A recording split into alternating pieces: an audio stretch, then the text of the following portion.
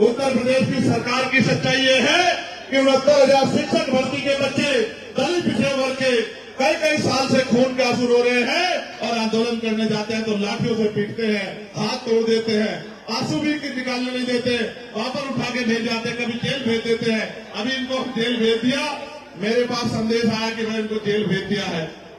भेज दिया था, आगे कुछ कर रहे थे, भेज दिया था। फिर खबर आई कि बहुत मुख्य धारा लगाने की बात कर रहे हैं। मैंने ट्वीट करके कहा कि अगर 69,000 शिक्षक भर्ती के बच्चों को परेशान करने का काम करोगे तो मैं लखनऊ में आके बैठ के धरना देने का काम करूंगा। फिर रात को मुझे खबर आई कि इनको छोड़ दिया गया है। मैं तो पूरी कोशिश करता हूं। पुलिस की भर्ती का घोटाला उसके बाद हम लोगों ने उठाई, फिर जब वो भर्ती 6 महीने में कराने की बात की गई थी और नहीं कराई, उसके लिए मैंने मुख्यमंत्री को लेटर लिखा। अभी सफाई कर्मचारी नियमित हो रहे हैं, अभी लेटर आया कि नियमित कर रहे हैं, उसके नियमितीकरण की आवाज मैंने उठाई और शहरी विकास मंत्री को मैंने पत्र लिखा। लगातार जिसकी समस्या मेरे पास आती है, हमारे किसी भी माध्यम से संगठन के उसके आवाज को उठाने का काम करता हूं। और अभी तो 2 ही सेशन हुए। कल मुझे किसी ने कहा, एक पत्रकार ने पूछा कि भाई वो आपके मामले एमपी एमएलए कोर्ट में चले गए हैं, अब क्या करोगे? तो मैंने कहा भाई आज ले लो मेरी संस्था, मुझे क्या फर्क पड़ता है, मैं तो सड़क का आदमी हूँ। और क्या क्या कार्यक्रमों में भाग ले रहे हैं और किस तरीके से अपने समाज को जागरूक करना है, या क्या कुछ कार्यक्रम है आपके?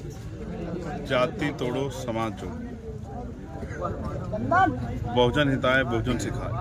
हमारे महापुरुषों ने ये नारा बहुत लंबे समय पहले दिया और इस आधार पे दिया कि जो सताए गए लोग, कमजोर वर्ग के लोग, उनको अपने अधिकारों की रक्षा के लिए एकजुट हो जाना चाहिए। बाबा साहब ने भी इस नारे को और आगे बढ़ाया। समय समय पे जो भी संत गुरु महापुरुष आए, उन्होंने भी इसको मैत्री के, भाईचारे के रास्ते आगे। आज उसी को पुनर्निर्माण तो काशीराम साहब करके गए थे, उसको पुनर्निर्माण कहिए, पुनर्जीवित कहिए, या अपना जो योगदान है उसको देने के लिए फतेहपुर आया। आज सरदार वल्लभ भाई पटेल जी और चौधरी महाराज सिंह भारती जी का संयुक्त कार्यक्रम हम लोग जो है कर रहे हैं और बहुजन समाज के बहुत सारे जिम्मेदार साथियों को हमने वहाँ बुलाया, एक मंच, एक परिवार बनाने के लिए। तकलीफ ये है कि यहाँ समस्याएं बहुत हैं। अभी मैं सीएम कोरी के परिवार से मिला, इसके नखून खींच लेके आप सब लोगों ने देखा। थोड़ी देर बाद कार्यक्रम में मैं प्रिया मौर्य के परिवार से मिलूंगा, भाई पत्रकार जो हैं दिलीप सैनी जी, जिनकी हत्या उनके परिवार से मिलूंगा।